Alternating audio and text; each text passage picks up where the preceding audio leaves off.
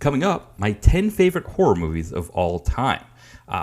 Then next week, what's on the docket, right? The whole what's on the docket. I used to be really good at this, right? I could tell you 3 or 4 weeks out what we had coming here, but I think what I'm going to do is start that Blood Fist, DTVC extra series there. So fortunately, this is another solo episode here, just because I kind of ran into some issues in getting bookings. I think part of it was just work was crazy, and you know how when work gets crazy, you get to that mindset of just like, I'm going to do my job, do what I got to do, get out of work and just make dinner and then, sit in front of the TV and play on my phone for an hour or two. So that was part of it. The other part of it is that I am close to finishing the last read through of my next novel, Dawn's House in the Mountains. And so I want to kind of get there on that. And so that's been part of it too, is that I haven't been as good about, reaching out to people or replying when people reach back out to me about, picking times. But also too, sort of been like, I haven't been watching his movies as much and things like that because I've just been kind of plowing through and trying to get that done. One of the interesting developments with the novels, last weekend, just to give you a sense with Bainbridge, my short novel that I created, the short action novel, it's only about 80 pages, which is a great read, right? If you're someone who is not a fan of novels, 80 pages, it goes a lot quicker. But because it's so short, the spine is so small that with Amazon KDP you couldn't put text on it, and I wanted to have the text where it says my name in the title on it, just because I think this is one of those things for people that are whatever art that somebody creates, whatever somebody creates, you want to be able to see it somewhere, right? You want to be able to look at it. And I think with, whether, somebody who makes music, right? Maybe having a physical copy of the music and not just having MP3s, or, if you're a painter, right? And you're being able to see the painting, whatever it is.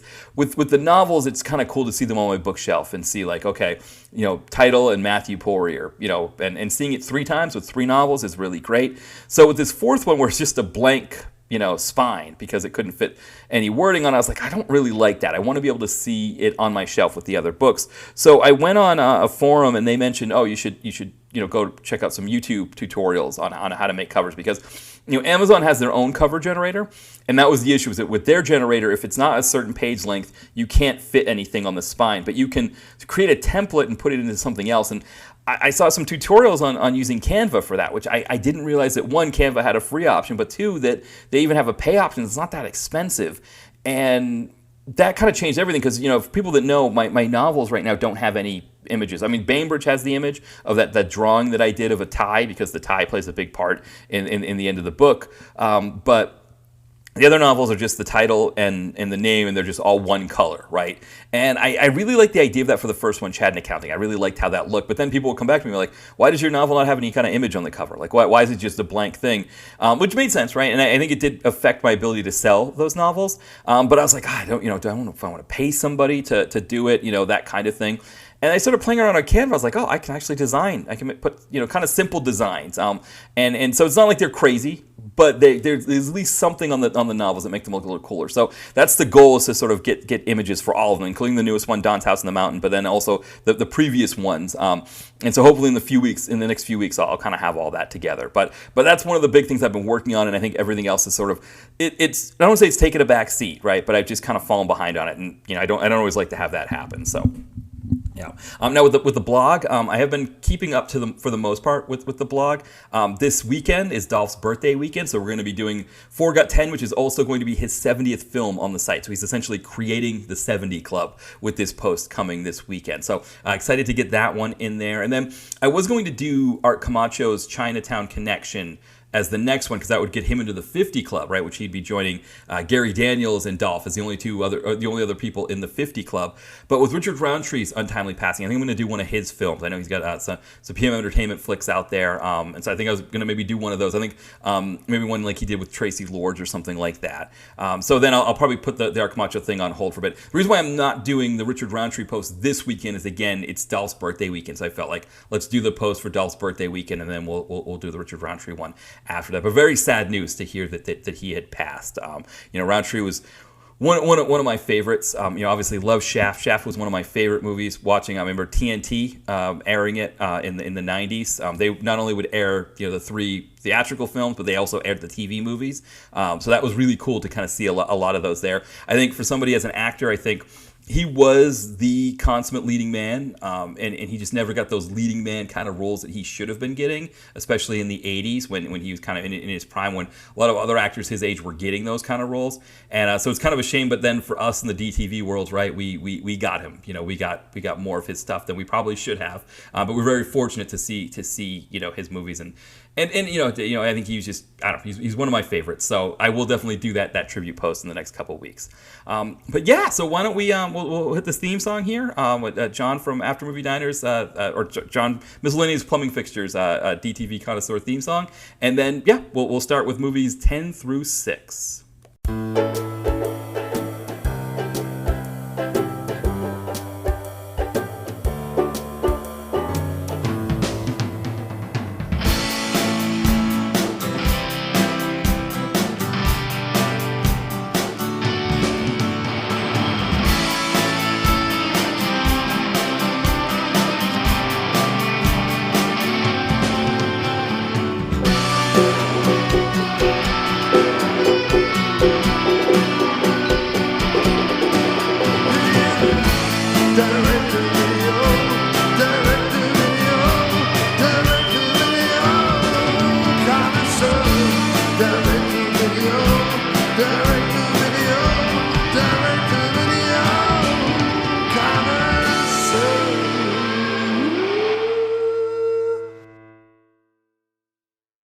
All right, we are back, and I was looking at kind of what to do for this episode, and I realized that it fell on Halloween, and I thought, okay, well, the fact that I'm making a post on Halloween night, why don't I just do something for that, especially since I had kind of fallen behind on getting guests together, and I don't do a lot of horror on this show, even though horror was a big part of what got me into direct-to-video films. I used to watch a lot of horror with my friends growing up. We'd go to the video store and get like the cheapest, most low-budget thing we could find.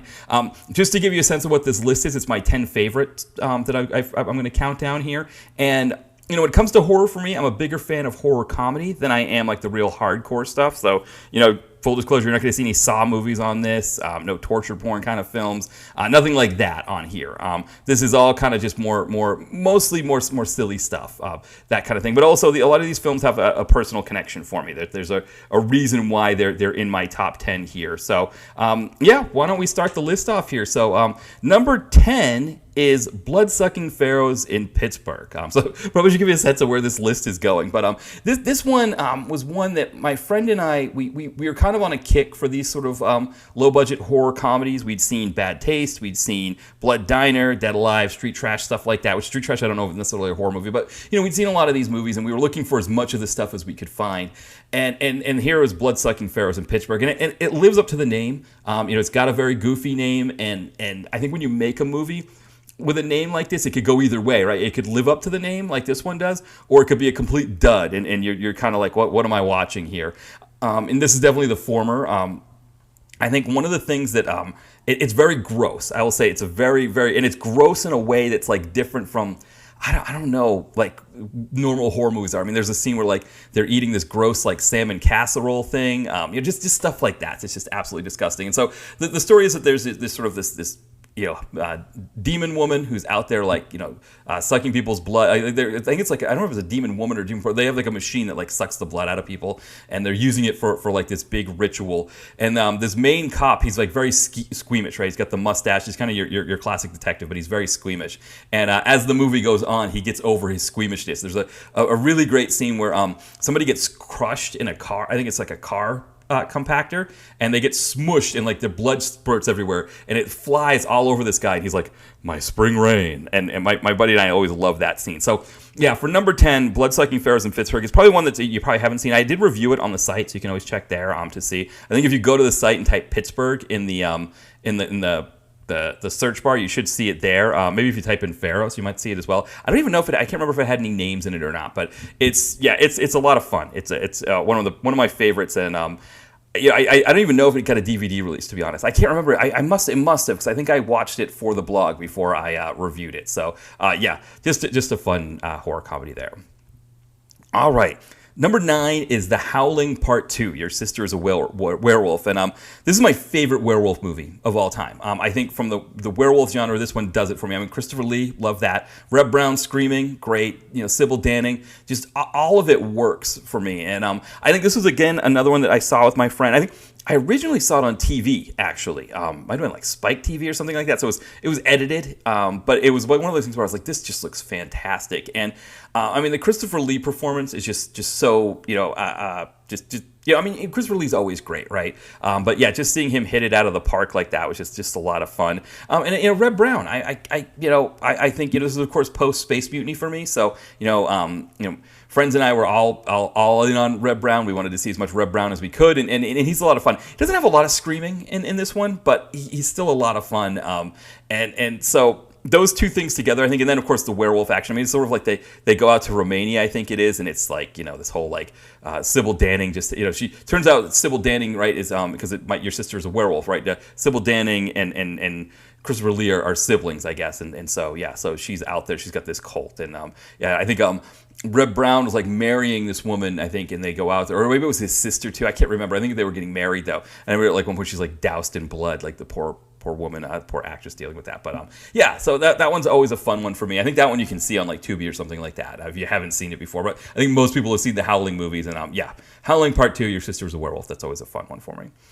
Number 8, and probably people are going to be probably a little concerned this one's so low down, but number 8 is Nightmare on Elm Street, and I was trying to think which of the Nightmare on Elm Street films I would have had in this one. So you've got Part 2, right, where you've got like the two main characters there.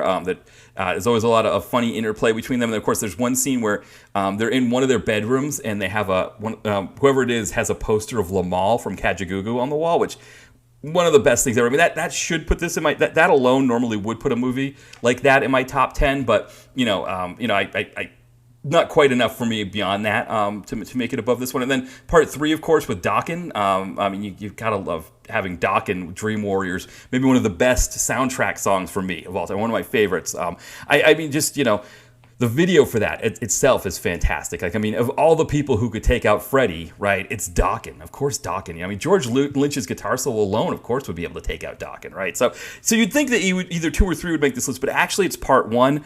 I love that John Saxon plays the dad. Heather Langenkamp, of course, we get her first role here. But the best is Johnny Depp. My friends and I, there's this, his death scene, right, where he gets sucked up into the ceiling and then he's exploded, right, and there's just blood coming everywhere. Whenever my friends and I, when we first saw that, we started singing, "It's raining Depp. Hallelujah, it's raining Depp." And so that alone kind of puts that on my top 10. It's raining Depp. That's why, yeah, out of all the Nightmare on Elm Street films, this one is here. I used to have them all on DVD, and a roommate of mine, when he was moving out, I had more DVDs than him, and so we both had our own rack, and the Nightmare on Elm Street, I think, was on his rack, and he just took it with him, and I was like, whatever, you got it, fine. So I haven't seen the Nightmare on Elm Streets in a long time, but yeah, probably my favorite out of all those ones, and I had to have at least one on the list here, so number 8 was Nightmare on Elm Street.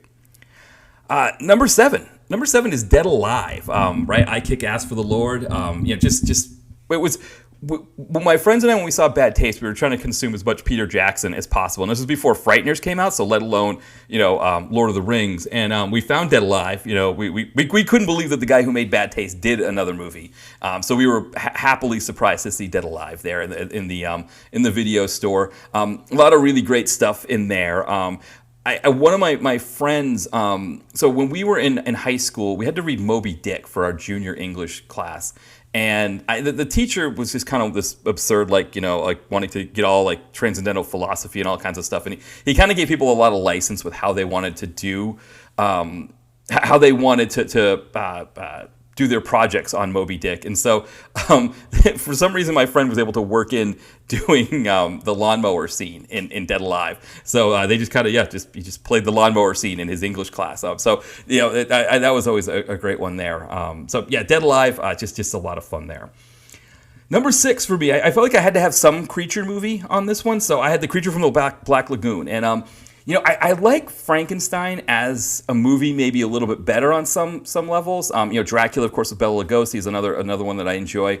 But Creature from the Black Lagoon, this one's kind of a fun one because I remember watching this with my dad growing up. It was on one of the TV channels in the afternoon. Some of those independent channels here in the United States, they would show all kinds of movies on a Saturday or Sunday afternoon, and I remember the Creature of the Black Lagoon there. And it was kind of a fun one, and it still is a fun one. It was recently on Svengoolie.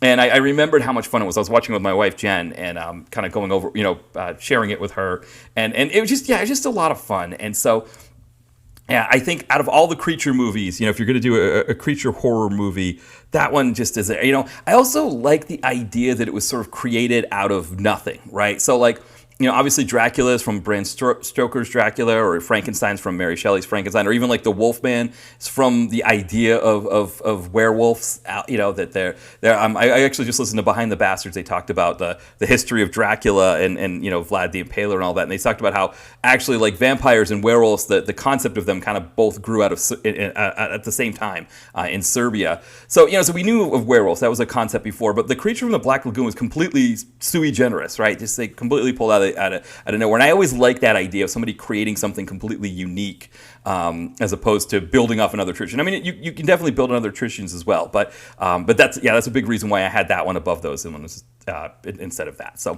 just to recap, 10 through 6, we've got Blood-Sucking Pharaohs in Pittsburgh, Howling Part 2, Your Sister is a Werewolf, Nightmare on Elm Street, Dead Alive, and then The Creature from the Black Lagoon. All right, so we're going to take a break, and then I'll wrap up here with numbers 5 through 1. It's the early 90s in LA. The war on drugs is raging, and Detective John Bainbridge is the LAPD's secret weapon against crime. Former Special Forces in Nam, he's a cop on the edge. When he and his partner Geary uncover a potential human trafficking ring, it doesn't take long before John Bainbridge realizes this thing goes all the way to the top, which doesn't scare him. That just means they'll fall that much harder when he takes them down. Part send-up and part love letter to early 90s action films, Bainbridge will take you back to the golden days of Canon, PM Entertainment, and AIP. You can get it in paperback or on Kindle and Kindle Unlimited from Amazon. Follow the link in the podcast description. All right, we are back, and so let's continue the list here with number 5. Number 5 is Night of the Living Dead, so the classic one. This one was a fun one that I think, again, friend of mine who was a big horror fan, my friend Petrowski, that we watched a lot of these horror comedies with. He was the one who first showed me Night of the Living Dead. He was a big fan, and then later I can't remember. I think my friend Ian who got this on DVD. And it had a Mike Nelson commentary track, which is essentially just him riffing the movie, which was a lot of fun. It kind of even made the movie more enjoyable for me. So so that was a really good one. I mean, there's some other ones, Day of the Dead, when they're in the mall. I mean, I think I needed a zombie movie. I needed one of the Dead, the Night of the Living Dead, Day of the Dead, Dawn of the Dead. I needed one of those on here, one of the Romero zombie flicks. This one I think just always stood out for me as a fun one. I think again with between the being introduced to it in high school amongst the other movies. And again, this one's not so much a horror comedy than it is more of a serious horror movie, but it's still, it's still kind of a lot of fun. And hearing from Mike Nelson some of the pieces that because it was in black and white, the blood, they just used Bosco chocolate syrup because you couldn't really tell that it wasn't blood, which those kinds of things was kind of funny, just the idea of people being doused in Bosco. It's always great. For number 5, we've got Night of the Living Dead. So number 4, interesting that it's number 4 because it's Friday the 13th Part 4, right? The new chapter. And I felt like I had to have a Friday the 13th movie on here. And I think between Nightmare on Elm Street and Friday the 13th was one that I watched more with my friends. It was just, I think when I first learned that I could even watch horror. So just to give you a sense, when I was younger, horror movies really scared me. I really couldn't watch them. I didn't want to watch them.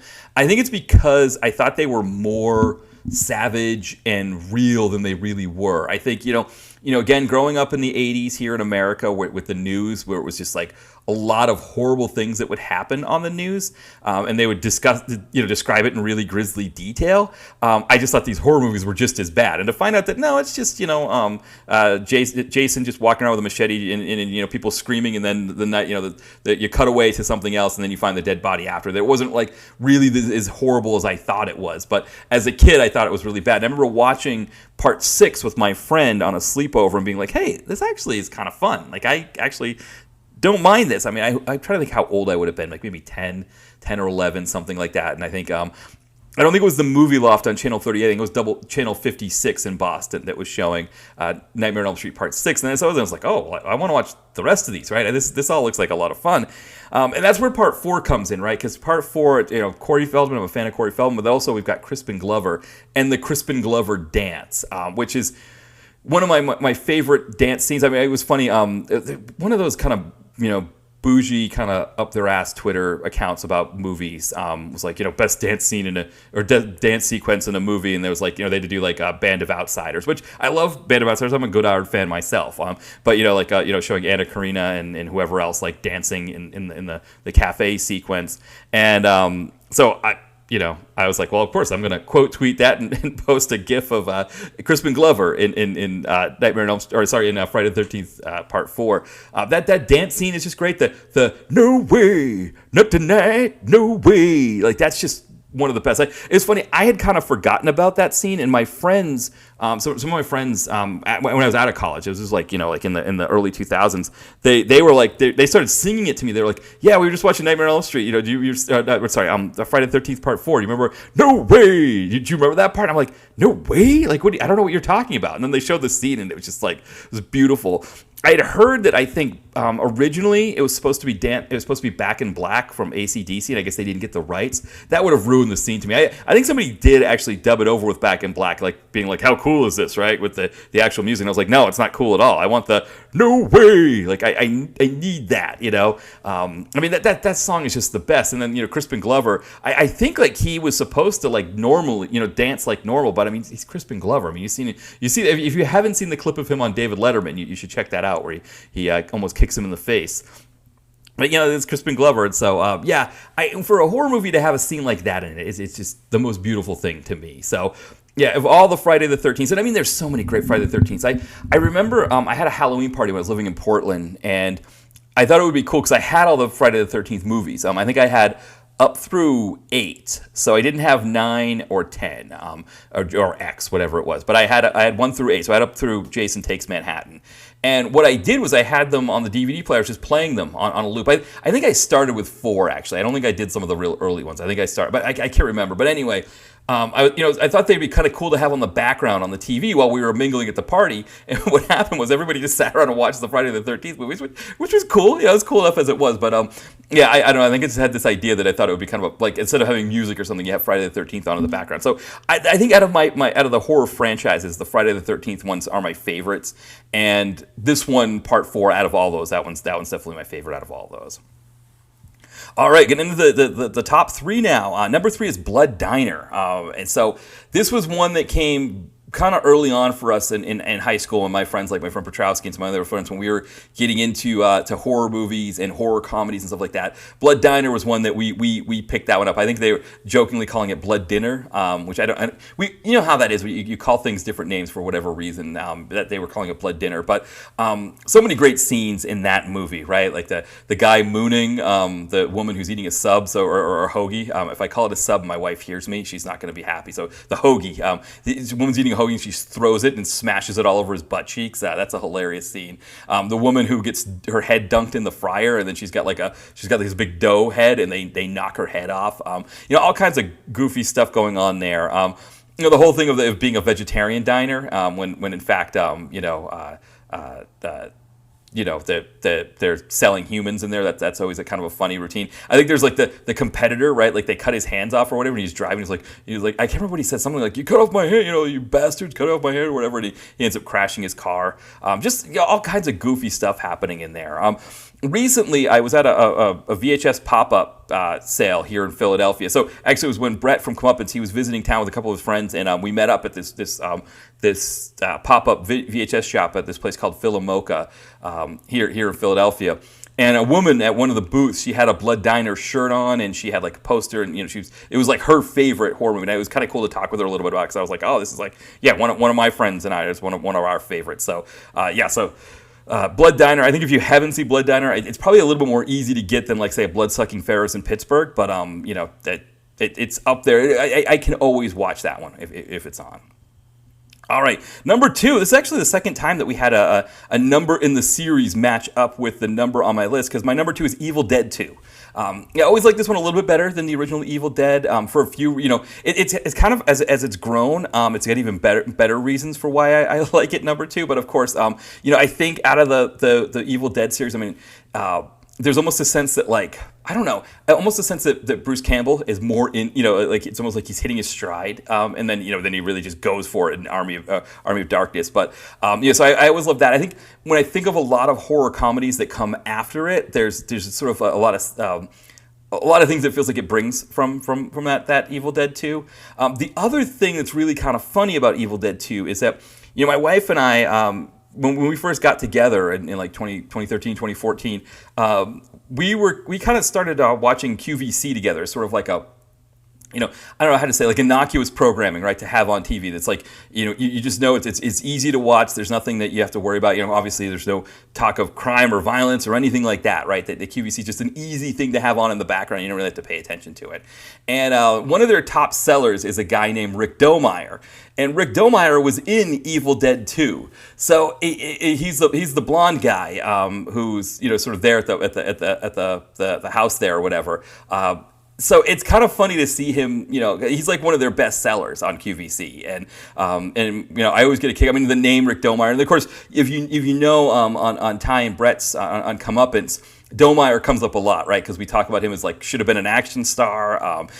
We mentioned, like, I think there was when we did the No Subjects on Ty and Brett's show. When we did the No Subject, one of them was a thing called Voice Swap, where Dolph Lundgren and Owen Wilson wake up one day and find out their voices have been switched, and Dolph has to go on QVC and sell this face cream. And we mentioned, the way we set the scene was that Domeyer was hosting it and helping him sell the face cream. So yeah, I think that's another. It's one of those things where it always kind of had that initial feel to it, and then the Domeyer piece. The other thing is looking on this entire list here, right? Looking at all 10 movies on here. Evil Dead 2 is the only one I've seen in the theater. And actually, for the longest time, it was the last movie I'd seen in the theater. So I saw it in 2009 at our local indie theater in Portsmouth, New Hampshire, the Music Hall. And I think like 2014, Jen and I went with some other friends to see the riff tracks showing of Sharknado 2. So we saw that at the theater here in University City here in Philadelphia. We weren't living in the city at that time. We actually took the train in, or the commuter trolley in. But then I think that I can't remember the next time I'd seen a movie after that. It had been a long time. I think it was maybe when I went and saw Lawrence of Arabia in 2019, or maybe Lawrence of Arabia, because then it was after that we saw Star Wars. So like for a long time, the last movie that I had seen was either Evil Dead 2, or if you counted that riff tracks thing as seeing a movie, seeing Sharknado 2. So that was another interesting thing that people would ask me, like, oh, did you go see this in the theater? I was like, I haven't seen anything since I saw Evil Dead 2 in the theater in 2009. So yeah, I guess as a direct-to-video connoisseur, it would make sense that most of the movies on the list would be things that I hadn't seen in the theater. But Evil Dead 2, I can't remember how it worked. I think it was like I don't think it was like a Halloween thing. I think it was they would do these sort of like on Wednesdays in the summer they'd have kind of their summer movie series, and they would do like a special movie on Wednesdays. And there were a lot of different things that we saw on those Wednesdays. I saw Brazil, Taxi Driver, Kill Bill, both volumes, all in one night on that Wednesday. So really cool opportunities to see movies that you normally wouldn't see in the theater. And Evil Dead 2 was one of those. And that was a really exciting one. It wasn't the first time I'd seen it. I had seen it before that, but it was just kind of it was really cool to see it up on the big screen like that. All right, so the number one film, I may have mentioned it. I have mentioned it a couple times in here, so you might have a guess of what it is. But it is Bad Taste, the Peter Jackson film from the late '80s. It's one of those ones that it became a part of my friends and I, part of our culture in high school. We would quote it all the time. We watched it myriad times. Before we hooked up 2 VCRs and made our own copy of it. We made an audio version of it that we would listen to in the car. We were obsessed with this movie. We loved this movie. The way it started was one of my friends was having a sleepover party. We were like maybe sophomores in high school, freshman, sophomore, maybe, something like that. And I was having a sleepover party. That was when Mystery Science Theater 3000 was big at the time. Joel was still the host at that time, so it hadn't switched over to Mike Nelson. But we were all fans, and he was like, I want to rent some bad movies and heckle them, right? And of course, one of the things that I think we didn't realize is that I think I discovered it when TV Guide did a feature on MST3K that they weren't just riffing these movies off the cuff, right? That they were watching them multiple times and writing out the jokes and reciting the jokes, right? That it wasn't just like Mike Nelson and the robots up there just, like riffing. So we thought we were going to do the same thing just by watching it, just by watching a movie. And when we were picking out movies, it was kind of one of those things where each of us picked out a movie. And my friend Petrowski sees Bad Taste. And one of the critic reviews is, "So great, your VCR will cry out for windshield wipers." And he's like, how can we not rent a movie that says, so great, your VCR will cry out for windshield wipers? So of course, yeah, we grabbed it. And it was one of those deals where we were making jokes about the film. And then as we were watching it, we're like, this thing is absolutely ridiculous in such a fantastic way. It really spoke to us on a certain level, which probably tells you a little bit about who we were as teenagers then and who I am maybe now, that a movie like Bad Taste would really speak to us. But it was just absolutely amazing. I mean, just so many of the things that happen in that movie with just the fact that they have all these extras as baddies. They all wear blue shirts, the blue-shirted freaks, and that there's the whole thing with the car that has the guys from the Beatles in it, and then Peter Jackson playing two different parts, and one of them is the guy who's like, he's got his head falling apart and he's like hooking it back to ear. He's like trying to rope it off with a belt around his head, and it's like opening up and brains coming in and out and stuff like that. This guy Ozzy, who supposedly has a mental disorder, which you don't even know what that means. He's like, filing off his bullets and whatever. It's just the most beautiful thing, I think. Yeah, Bad Taste was just so great. And it was one of those things where when we first saw it, we realized, this is just it. And I do remember, that friend who hosted the party, he was a little upset that my friend Petrowski had picked the winner of the night and picked it so good that I think he was trying to find the next Bad Taste. I think I remember Brain Damage. He thought Brain Damage was going to be the next Bad Taste. It wasn't. There wasn't ever going to be another Bad Taste. And really, once we accepted that there wasn't going to be another Bad Taste, we could kind of lean in and enjoy. You could enjoy a Brain Damage. You could enjoy a Blood Diner. Blood Sucking Pharaohs in Pittsburgh, because you're just kind of looking for more along those lines. Even like a Dead Alive.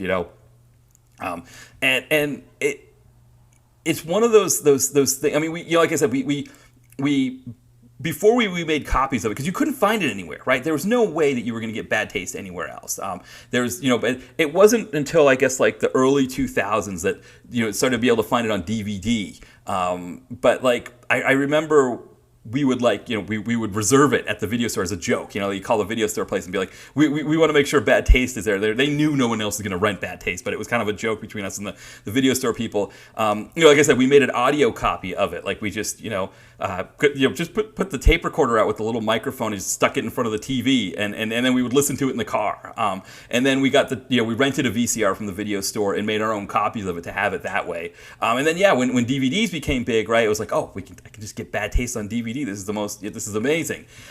It was always a weird thing for me watching the Lord of the Rings movies, because I was like, this is the Bad Taste guy, and he's become this huge thing from Bad Taste, which is kind of an amazing thing too. It's you almost feel like you're like, oh, I knew him when, right? And I mean, the fact that that they could make this low budget movie in New Zealand in the late 80s, and that it could show up in this small town in Maine in the video store in the early 90s. At the time, it didn't seem crazy, right? Because video stores had all kinds of stuff in it, and so it all made sense. But you think about it now, I mean, there's all this nostalgia for Blockbuster, which is a weird thing, but I think it's because younger people that only remember Blockbuster don't remember the mom and pops. But Blockbuster would not be getting, low budget, poorly distributed, or low distribution movies from New Zealand and putting them in their stores, right? It's the mom and pop that's flipping through the catalog and being like, oh, what is this? Is Bad Tasting here? This looks great. Let's throw this on the list and get it. And I think that kind of speaks to a certain time where you could see so many things. I know, when Mitch was on here and we talked about Wave Productions, right? That those kinds of movies would also make it into the video store at that time, because again, you had these mom and pops that they were responsible for their own ordering, right? It wasn't like Blockbuster saying, no, you need 30 copies of War of the Worlds, or 30 copies of Mission Impossible, or whatever it is, Spider-Man 3, right? the mom and pops deciding what they want to order, what they want to pick out.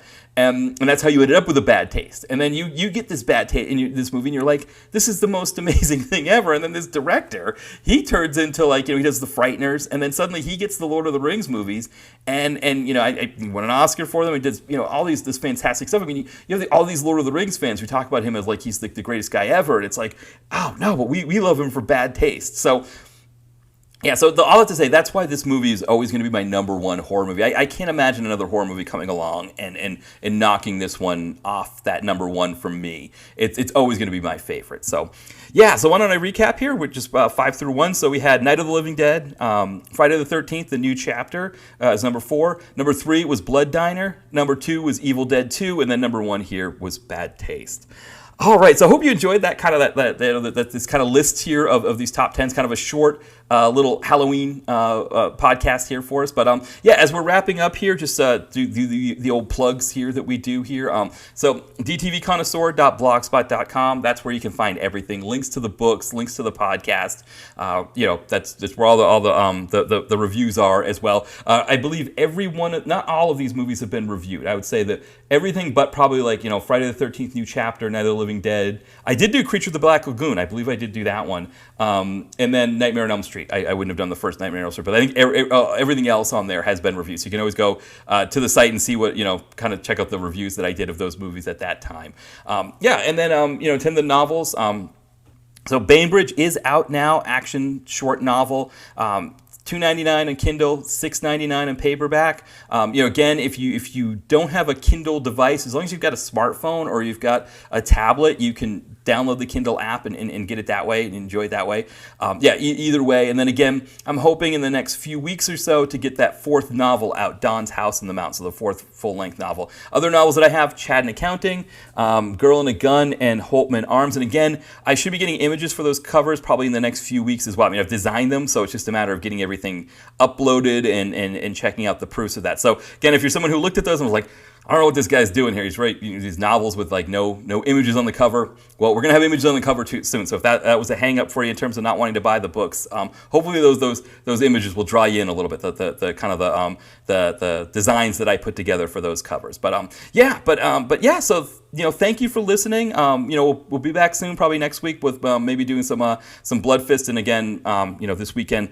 We're celebrating Dolph's birthday by putting up his 70th post on the site, or 70th film on the site. So, yeah, thank you everybody for listening, and we'll talk soon. Bye, everybody.